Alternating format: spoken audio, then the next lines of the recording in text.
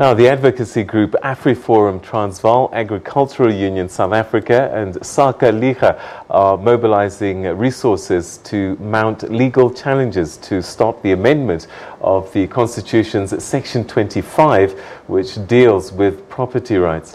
The organizations made the announcement during a media briefing in Pretoria. The move comes after Afriforum published a list of farms it says are targeted to be used as a test for expropriation of land without compensation. Our reporter Sipho Stuurman attended the briefing and spoke to Afriforum CEO Kallie Kriel and Sake Liga CEO Piet.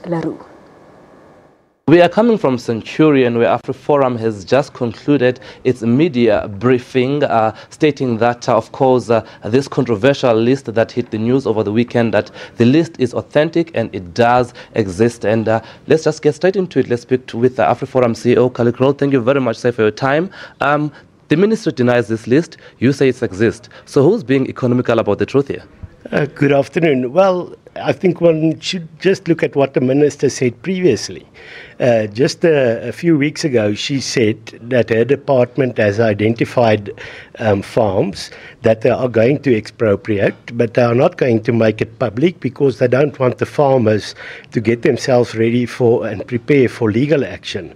Before that, the ANC, after the National Executive Committee, you had Zizi Kodwa saying that they have identified a list of farms for expropriation. So there's no question who is being economical. You can just compare what the minister said previously and what she is saying now. She is lying. We are confident that we have a reliable source, and we are going ahead using that list to prepare ourselves for legal action. And now, just speaking of this list, I mean, I know that you have to protect your source, but really, how did you obtain it, and how are you so sure of its authenticity? Well, there's a number of reasons why we're sure. In the first place, we trust our source, which I think is important. I cannot say more because we have to protect that source. But we also compare the list to what the minister as well as the ANC has said previously. And the list is in line with what they said.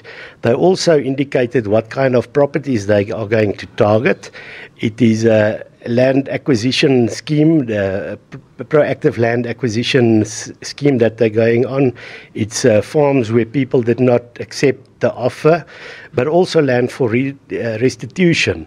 And this list is also in line with that. So it fits totally into the picture of what the minister and the ANC has said previously. So it boggles the mind how they can deny the fact that there is a list when they said previously that there was such a list. All right. So does this list, is it meant for expropriation without compensation? What are the details there? If you look at the heading of the list, it said proposed expropriation test case list. So that is a list of properties that the government wants to use in test cases to see if they can expropriate within the Constitution. Our view on this, initially it would be expropriation with compensation, but compensation much lower than market value. And if you're going ahead with that process, if at first you're going to pay less, then later on there can be no compensation. And it's not us being alarmist. We simply listen to what the president of this country said after the ANC's NEC meeting. He said, we have decided to change the Constitution to allow expropriation without compensation. So we want to make sure that we are prepared if that is the route that government is going. We know that Section 25 is not yet amended. There are processes underway to try and do that, to achieve this. So why not wait for those processes to be concluded before taking any sort of action? That is a question that you should ask the president of this country. You are correct. There is a process underway. But while that process was still underway, the president made an announcement to say, we have taken a decision to change the Constitution to allow expropriation without compensation. So the president has jumped the gun, and we are simply responding. All right. Now, Agri-SA came out yesterday saying that you were irresponsible in publishing a list that still is not factually proven. What's the response to that? We would expect that, an organization such as Agri-SA would be on your side, but seemingly they are not. Well, we're not going to get in a mudslinging fight with Agri-SA.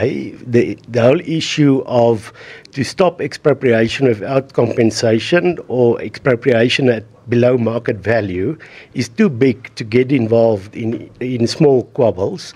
The fact is, it's a statement that was made by a leader of an organization, but we have good relations with many farmers that are part of that organization. In fact, we have spoken to people in leadership positions in provincial affiliates of that organization that say that they support us. But we extend a hand of friendship to anybody in this country that wants to protect property rights. Were you disappointed by the words coming from the leadership of Agri-SA? How did you take that? No, well, I think if you go in a moral position, you are confident that you have the correct facts, then you should simply just move on and not let it divert you. The fact is, we don't believe in secrecy.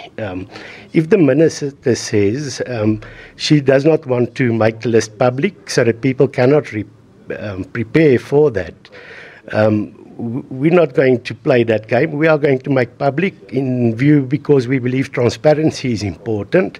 Agri-SA's leader, of course, he can make his choices. We respect that.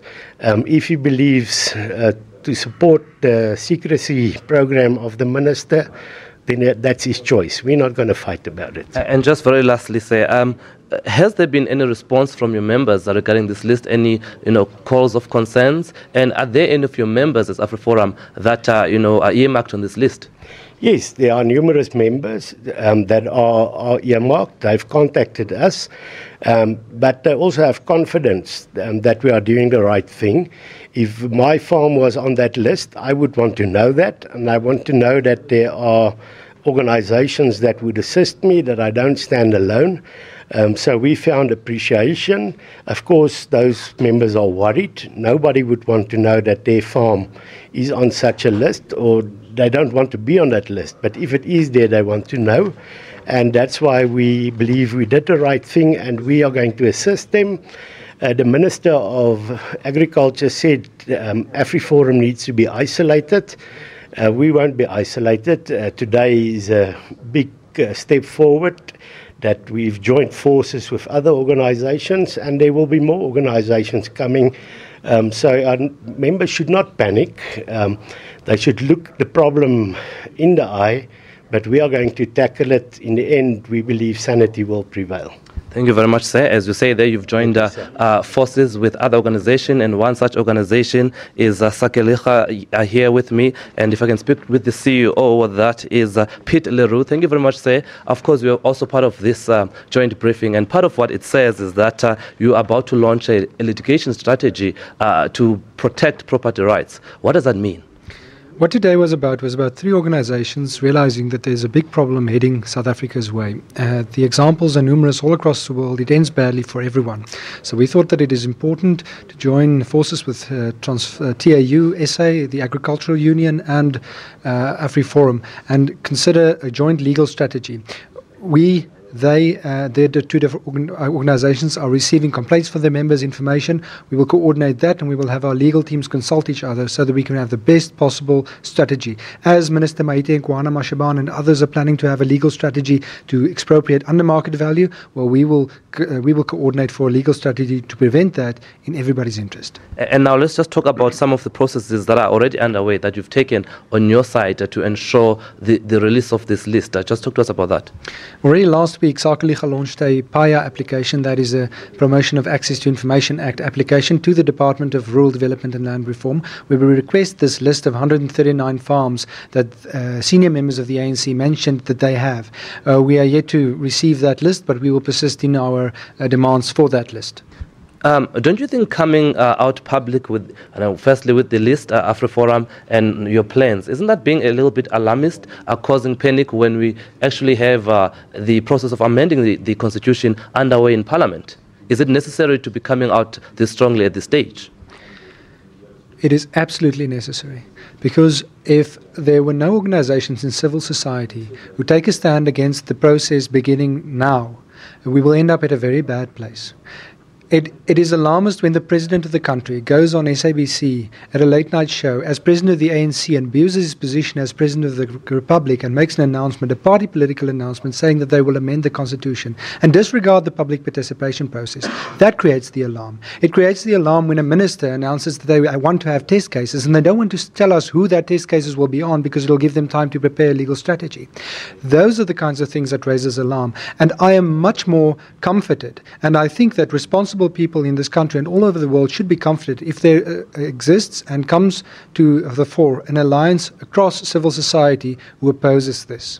And just very lastly, what about those that would say, the three of you, that is Afriforum and your organizations, that are interested in protecting your members' interests, but not looking at the overall issue of land reform that has the country debating, and the issue that it needs to be addressed at some point?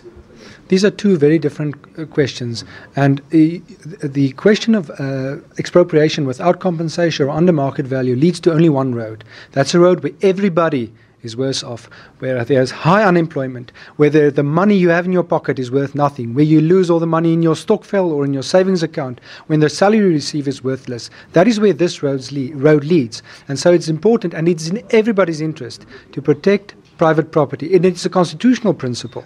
And if the government proceeds and changes the constitution, the text of the constitution, to legitimize expropriation without compensation, it'll be like legitimizing murder. It doesn't make it right. It's still wrong, and we will end up with an unconstitutional constitutional text, and that will be a travesty. Sir, thank you very much for your time. Well, there you have it. Just that briefing here by Afriforum and Sake Liga,